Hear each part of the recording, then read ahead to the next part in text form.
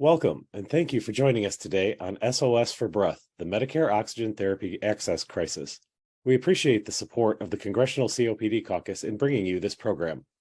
My name is Mike Hess, and I am a respiratory therapist with the COPD Foundation.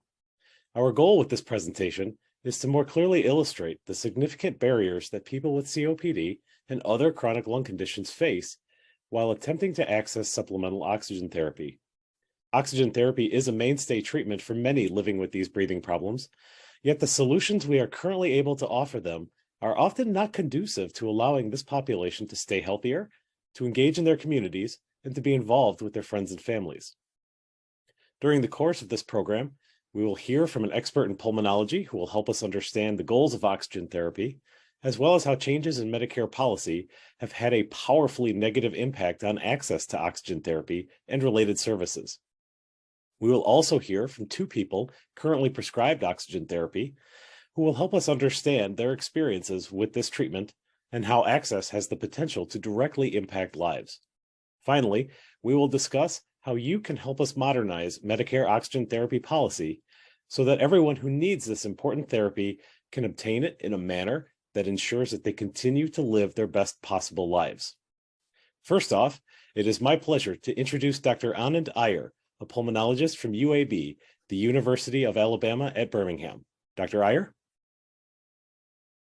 Thank you, Mike. Distinguished members of Congress, staff, and stakeholders, I am honored to join the COPD Foundation and our patient experts to share my personal reflections on the supplemental oxygen crisis facing millions of Americans. There are many problems that my patients and their families experience related to supplemental oxygen, and barriers that we face as clinicians trying to get them the best therapy possible. Today, I will bear witness to these challenges and advocate for strategies that could dramatically improve my patients' quality of life. We need your help to make common sense reforms to our country's Medicare oxygen payment policies so that people can get the therapy equipment they need and deserve. My name is Anand Iyer. I'm a pulmonologist and faculty at UAB, the University of Alabama at Birmingham. I care for people in the ICU and founded a pulmonary clinic down the street from UAB that provides care for Jefferson County citizens from historically disadvantaged backgrounds who have limited to no health insurance. Many of them are struggling with serious respiratory illnesses like COPD, or chronic obstructive pulmonary disease. COPD is the third leading cause of death for older Americans, and one of the world's leading causes of disability for the past 20 years, and many of my patients need supplemental oxygen. Supported by research funding from the National Institute on Aging, I spent a lot of time trying to understand and solve the challenges that people experience growing older with COPD and the difficulties their families face in caring for them. It is with these broad perspectives that I speak with you today. When someone sees me in pulmonary clinic because they have low oxygen levels, otherwise known as hypoxia or hypoxemia, it can be a very scary situation for them. Approximately 1.5 million Americans use supplemental oxygen.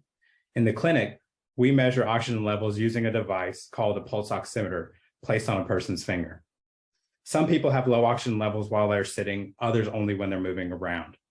To establish if someone meets clinical criteria for supplemental oxygen and how insurers assess if they qualify for reimbursement, our clinic staff will walk with our patients to see what their oxygen levels do when they exert themselves. If they meet criteria, we prescribe them supplemental oxygen, typically at a dose of 2 liters on the low end or as high as 6 liters or more for people with more serious respiratory illnesses. And either they use it when they're at rest or when they exert themselves or even 24/7. The reason we're here today is to talk to you about supplemental oxygen delivery systems and a real crisis that exists in this landscape. When it comes to devices, what is not available is our greatest concern. For CMS, reimbursement for supplemental oxygen falls under Medicare Part B, which covers DME or durable medical equipment.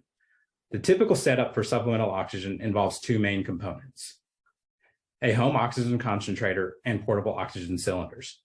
Both are delivered to a person's home by a DME representative from one of the roughly 5,000 DME companies in the US. I'm not certain how much education a patient receives on their system, but that burden often falls to the DME representative delivering these devices. A home oxygen concentrator is a box plugged into the wall that draws air from the surroundings and delivers oxygen over long plastic tubing that a person carries around their house. Portable oxygen cylinders, on the other hand, are tanks that people take with them outside the home. Standard issue tanks are approximately 3 feet tall metal cylinders that usually come with small carts to transport. These tanks are heavy, bulky, and as our patient experts will tell you, extremely difficult to lug around. Nothing about a portable tank is portable.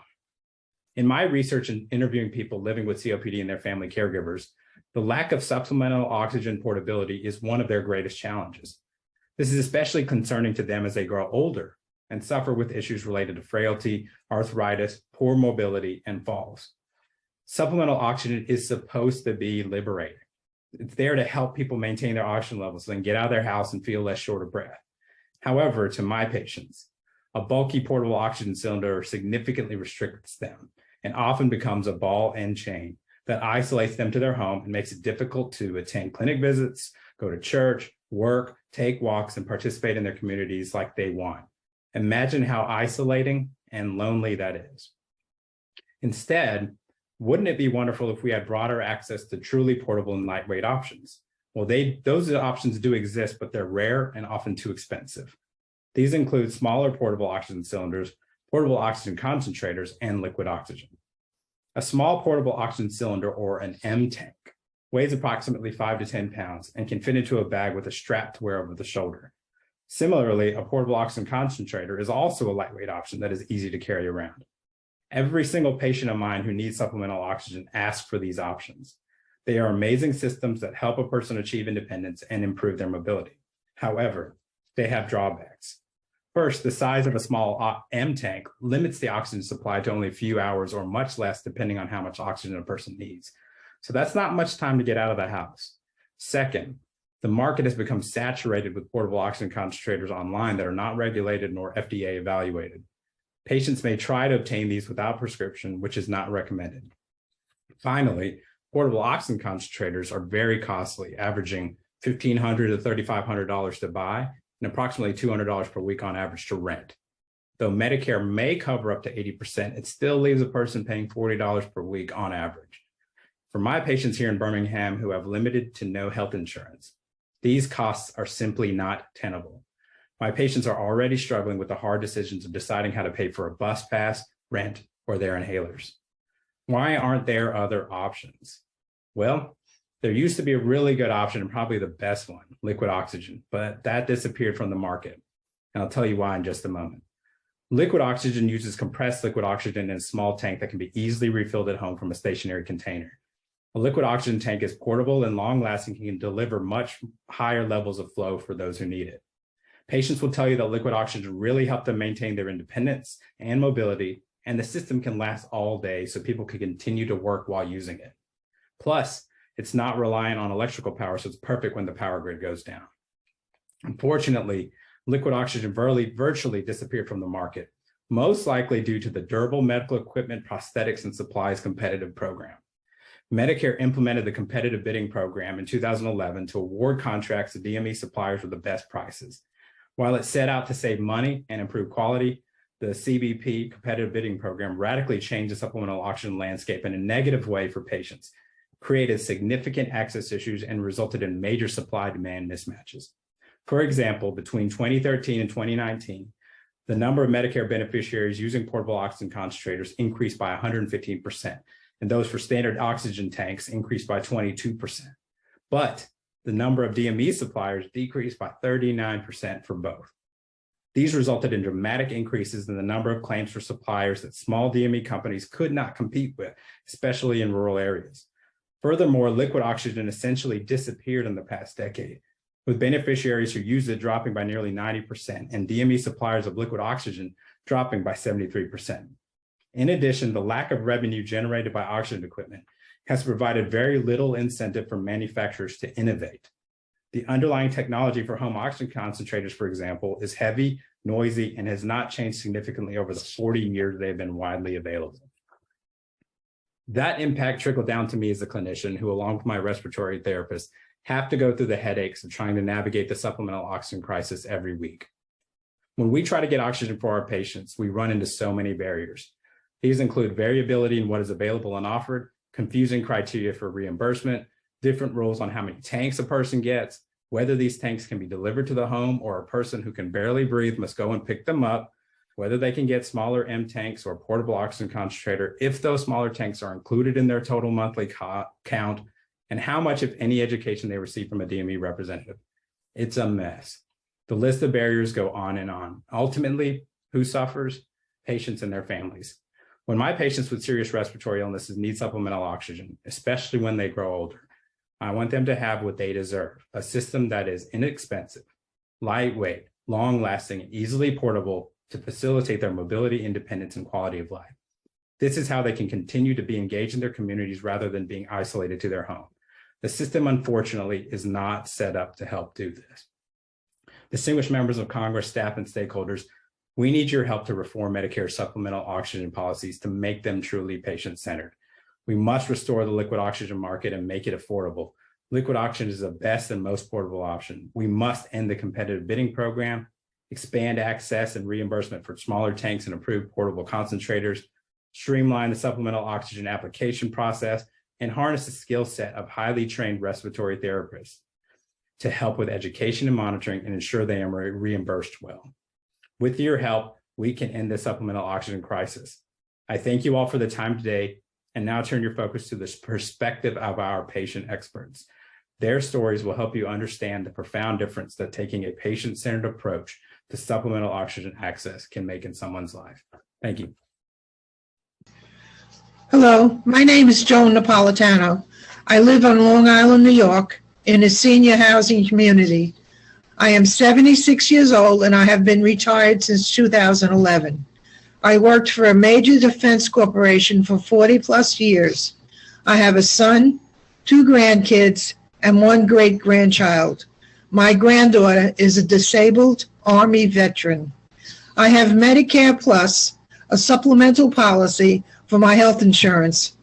I was first diagnosed with COPD in 2003. I went on oxygen 24/7 in 2009.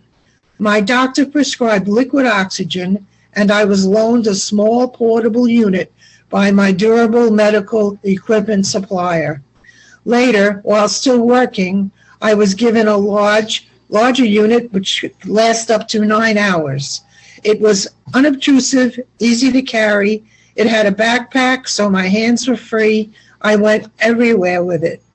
After I retired in 2011, I continued to use it, and my DME allowed me to keep the smaller one for backup. This combination met all my portable oxygen needs. In September of 2020, my pulmonary doctor retired. I needed a new pulmonary doctor and found one, but could not get an appointment until late November. On October 4th, 2020, while I was between pulmonary doctors, my DME called to inform me that they were getting out of the oxygen business, the liquid oxygen business, and that they were coming to pick up my equipment in a couple of weeks. When I objected, I was told I was free to find another DME. I knew that would be impossible. There were no DMEs providing liquid oxygen in my area. In mid-November, they took the liquid portables and 2 reservoirs and dropped off a large portable concentrator. It is heavy. It weighs 18.4 pounds, not counting the weight of the extra battery and the electrical connector and the trolley. So instead of a lightweight liquid portable, I now have to use a cumbersome portable on wheels. The manufacturer recommends not getting it wet, so I bought a rain cover for $98 and a backup battery for $350. The battery lasts about 50 to 60 minutes on a setting of 3 liters per minute. The manual reads, if the unit fails to operate properly, find another source of oxygen. I suffer from anxiety now. I live alone and find it very hard to leave the house with the equipment I must carry. I want my liquid portable back. I found a therapist. We Zoom once a week. She advised me to become my own advocate. I decided to write letters about the lack of availability of liquid oxygen. I wrote to the president, senators, and to the Attorney General of New York State. I made a complaint to CMS in New York City. The CMS rep was concerned for my situation, but said she could do nothing to help. Many patients cannot physically deal with tanks or heavy portables, or they need a higher flow. I went everywhere with my liquid portables. I don't go out much now. Oxygen patients number in the thousands, but we rarely see them in stores, out and about, or in restaurants. What happens when my disease progresses and I get too weak to pick up my portable, or I need a higher flow?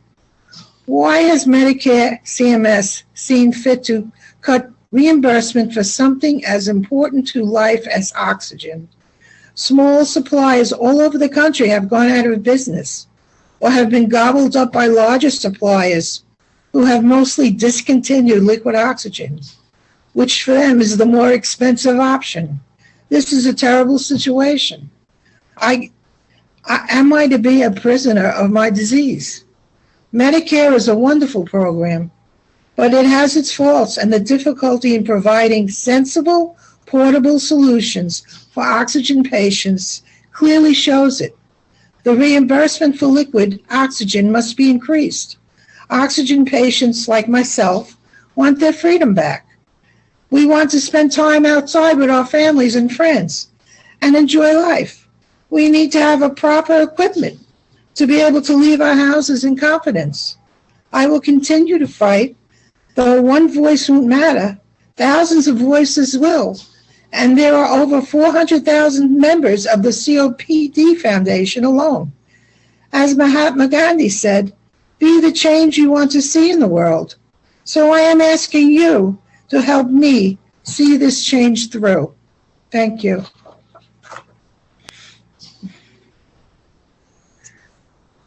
Hello, my name is Jean Ramos, and I live in West Des Moines, Iowa.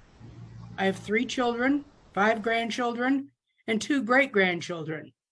Everyone lives in Iowa, but we're scattered. I still work part-time for an international accreditation company, and I do a lot of work for the COPD Foundation, mostly as a patient representative. My O2 journey began in 2000, when I was very heavy and was diagnosed with COPD. I was prescribed oxygen by my family practice doc because my O2 saturation levels wouldn't stay above 88 when I was sitting down and resting. That's too low. I was given a concentrator for my home, a concentrator for my office, and small tanks for the 30-mile drive from home to work. In 2003, I decided to take control of my life and went on a very aggressive diet and exercise plan.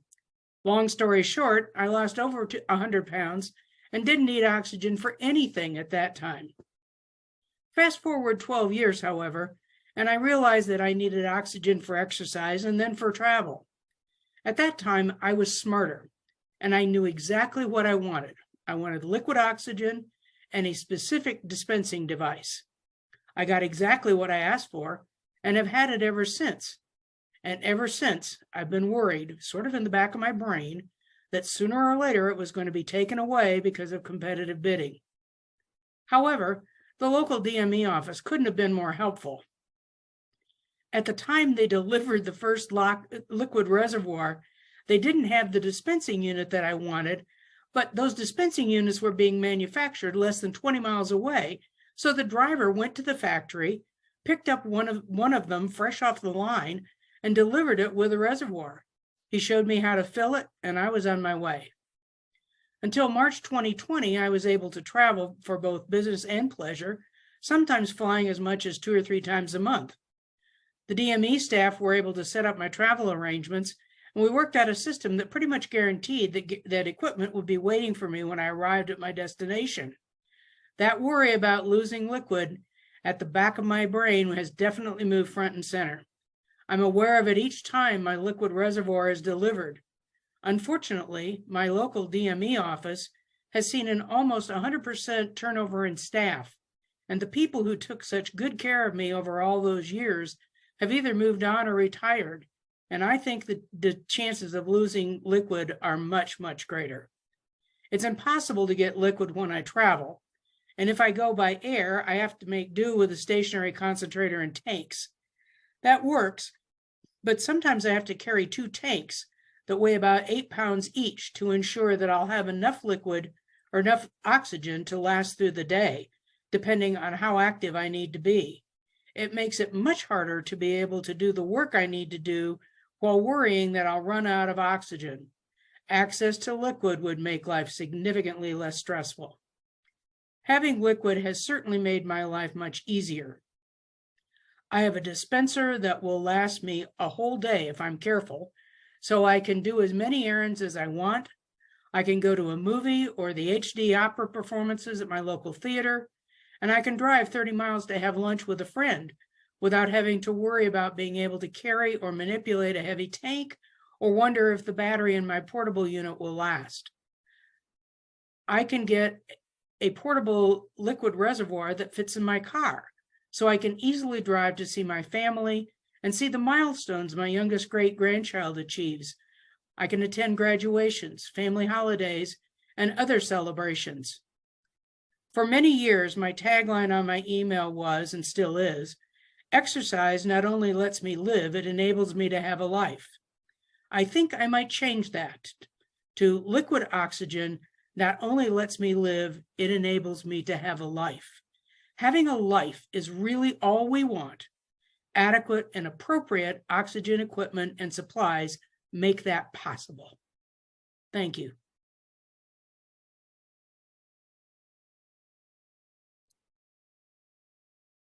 Thank you, Jean, and also Joan, for sharing your lived expertise with us today. I'm sure the audience will agree that your experiences vividly illustrate how important access to appropriate oxygen therapy can be in order to keep you moving. These stories, and literally a million more like them, are why the COPD Foundation has joined with 24 organizations to call for important reforms to Medicare oxygen policy. These reforms are based on 4 tenets we feel are critical to guaranteeing appropriate access. We call these tenets the 4 pillars for oxygen reform. First, we must ensure the delivery of supplemental oxygen therapy is patient-centric and guided by individual needs rather than taking a cookie-cutter approach. This includes creating a patient's bill of rights so that durable medical equipment providers have a consistent framework in which to provide care and services. Second, we must also ensure access to liquid oxygen sources for patients for whom it is medically necessary. As Dr. Iyer pointed out, this form of oxygen therapy has virtually disappeared in the United States since the dawn of the CMS Medicare competitive billing program for supplemental oxygen. That is not clearly because it is ineffective. In Europe, for example, it is still considered standard of care for many people on oxygen. It is also true that there is simply no alternative for many people who need relatively high flow rates of oxygen. Portable concentrators and portable oxygen cylinders cannot provide these flow rates practically. Therefore, these people end up confined to their homes because our technology cannot support them. Not because our technology cannot support them, but because our policies on access do not support them. The competitive bidding program is currently suspended, but we must permanently end that for supplemental oxygen therapy in Medicare. Third, we feel it is essential to create a statutory service element to provide appropriate reimbursement for respiratory therapists to provide education and assessment in the home. Many studies, as well as experiences like Jean's and Joan's, inform us that most people prescribed oxygen do not receive the training they need to use it most effectively. Respiratory therapists are ideally suited to provide this kind of education, as well as to provide in-home evaluations of someone's cardiopulmonary status. Respiratory therapists are the only allied health professionals who are specifically trained and certified to perform these functions, but they have been locked out of having their services funded in ambulatory care settings where it can do tremendous good. This results in unnecessary spending due to readmissions. Finally, the paperwork required to order supplemental oxygen therapy has become a major burden on prescribers. Recent efforts have attempted to reduce this burden, but have potentially swung the pendulum too far in the other direction, relying solely upon medical records that can be inconsistent from system to system. This increases the risk of delayed care due to erroneous denials. Thus, to ensure adequate Medicare reimbursement, while still protecting the system from fraud and abuse, we call for establishing a nationally standardized documentation template that remains user-friendly, compatible with electronic medical records, and consistent across the country. We sincerely appreciate you taking the time today to learn more about the crisis that plagues oxygen therapy access for Medicare beneficiaries. Hopefully, you now have a more concrete understanding of the struggles that the COPD and other communities face and the critical need for structural reforms. We look forward to working with you and the Congressional COPD Caucus to improve access to this essential medical therapy and to improve the quality of life for those who depend upon it. Thank you.